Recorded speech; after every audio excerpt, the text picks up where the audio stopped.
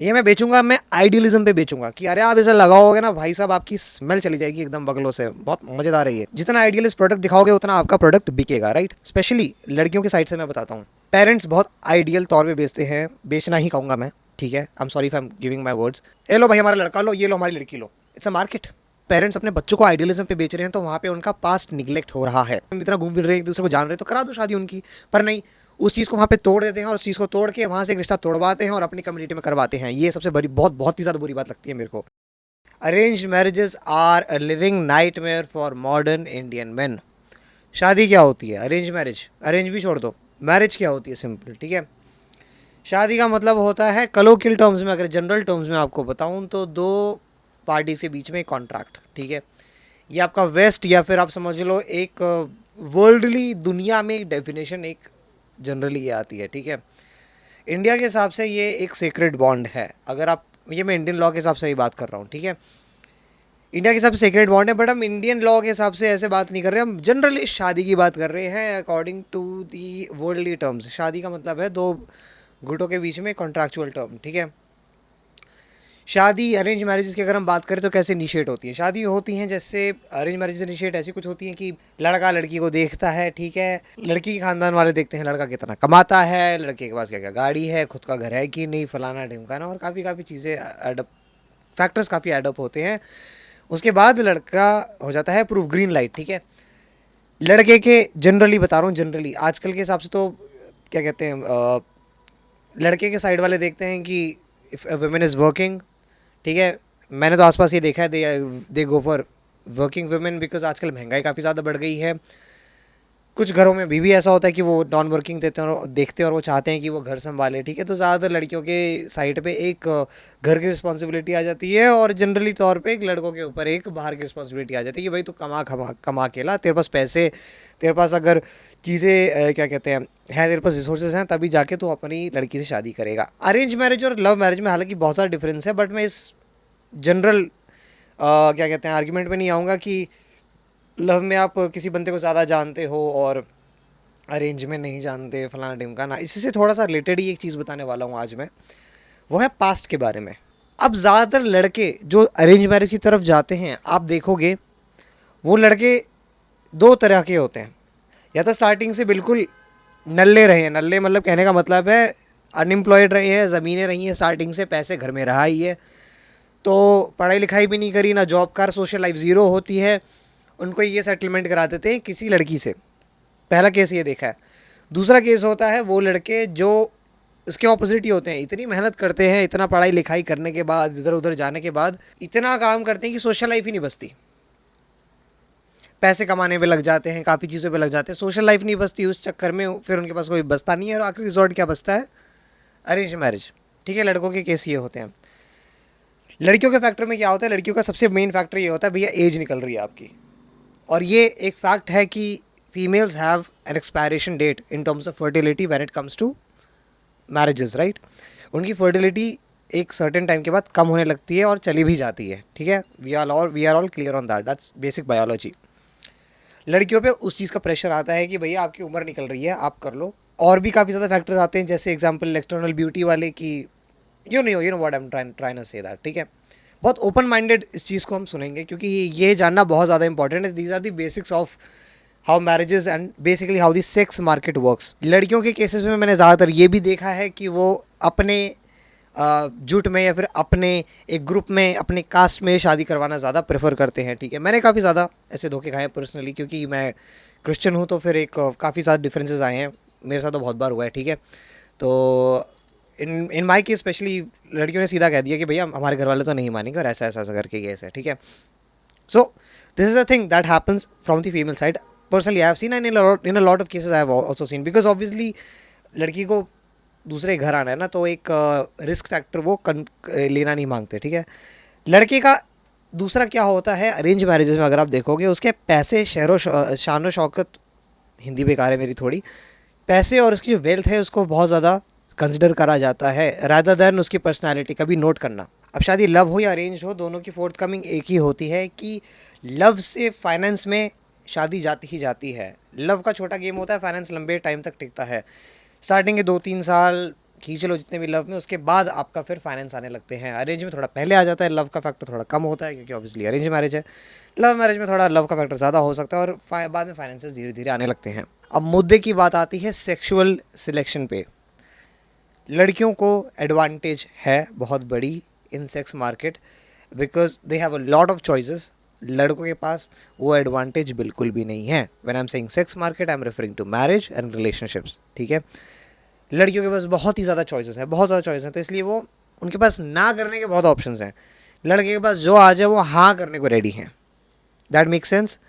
लड़के का पैसा बहुत ही ज़्यादा मैटर करता है अरेंज मैरिज में। उसकी पर्सनैलिटी और उसके deal doll I should say उसकी नेचर से ज़्यादा पर्सनैलिटी ज़्यादा मैटर करता है इन अरेंज मैरिजेस।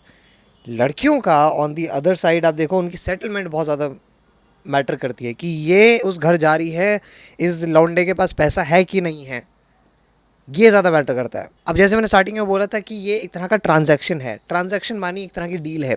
शादी, जब शादी एक तरह की डील है तो डील क्या होता है? डील सेलिंग होती है।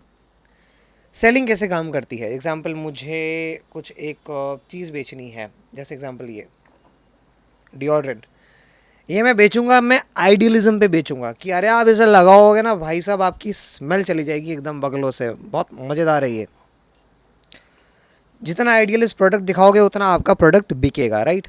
गाड़ी देख लो, गाड़ी देखने जाते हो, बढ़िया गाड़ी है, एकदम बढ़िया गाड़ी, इलेक्ट्रॉनिक पार्ट्स हैं और I don't know much about cars but बढ़िया गाड़ी है। डेंट लग गया है हल्का सा ऐसे डेंट लगा हुआ है। सेकेंड हैंड गाड़ी खरीद रहे हो, डेंट लगा हुआ है, अरे भैया इसमें डेंट लगा हुआ है यार, इसको ठीक करवाओ, उसको कुछ करवाओ। Selling works on idealism, right.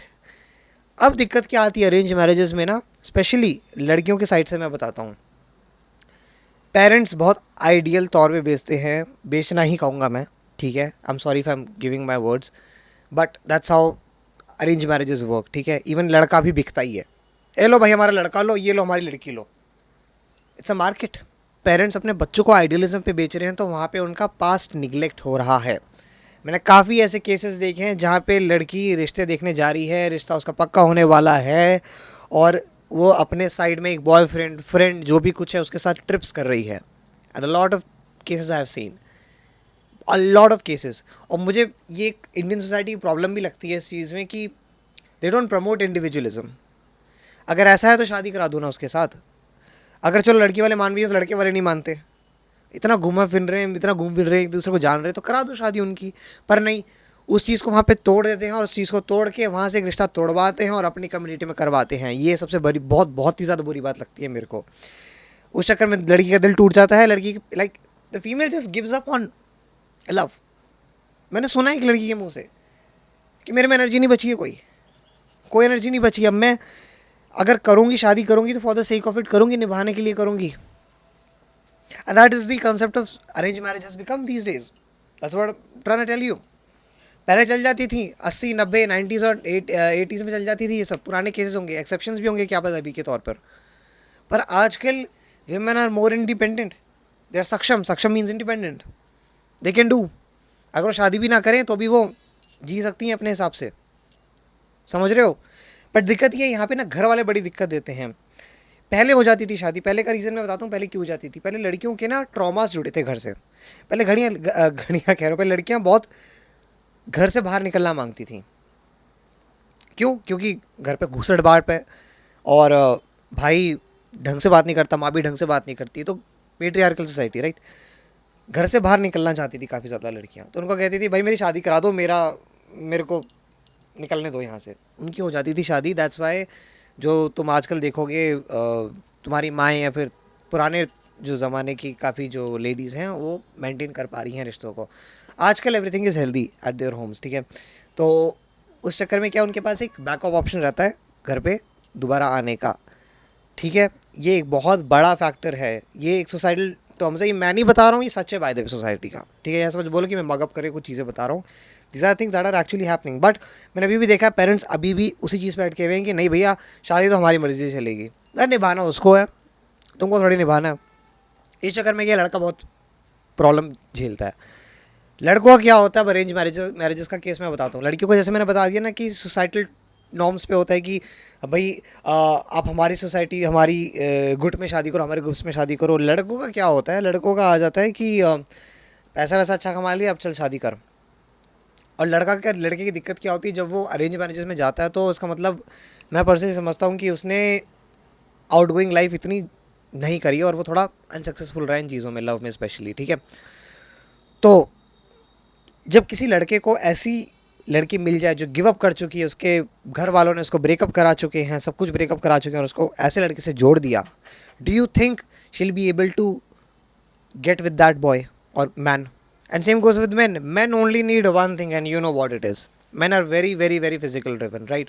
तो उनके जो चॉइसेस हैं वो भी काफ़ी डमाडोल हो जाते हैं जब वो इस चीज़ को कंसिडर कर लेते हैं, जो मैंने तुमको बताया, what they think of, they think very physically, right. उस चक्कर में क्या है, डिसबैलेंस हो रहा है। Women are not satisfactory in their relationship, ठीक है, and man are just getting the thing that they wanted and not getting the real love. It's getting a totally imbalanced thing. And that's why I think arranged marriages are very very very bad for man and even for female also, क्योंकि अब तो मैं दोनों ही कहूँगा, दोनों के cases में बहुत ही ज़्यादा बेकार है। बाकी exceptions are always there. What if you land up with a fucking beautiful wife or you know very amazing man or amazing women? You never know. हर एक के देखो प्रोज एंड कॉन्स होते हैं, ठीक है। I am just discussing the pattern that usually goes. आजकल के हिसाब से क्या हो रहा है, आजकल सही में डिवोर्स केसेस बहुत ज़्यादा हो गए हैं, ठीक है। So yeah that is up for today, and if you like the video, share, like, comment, share it with your friends, and I am gonna see you in the next one. See you around.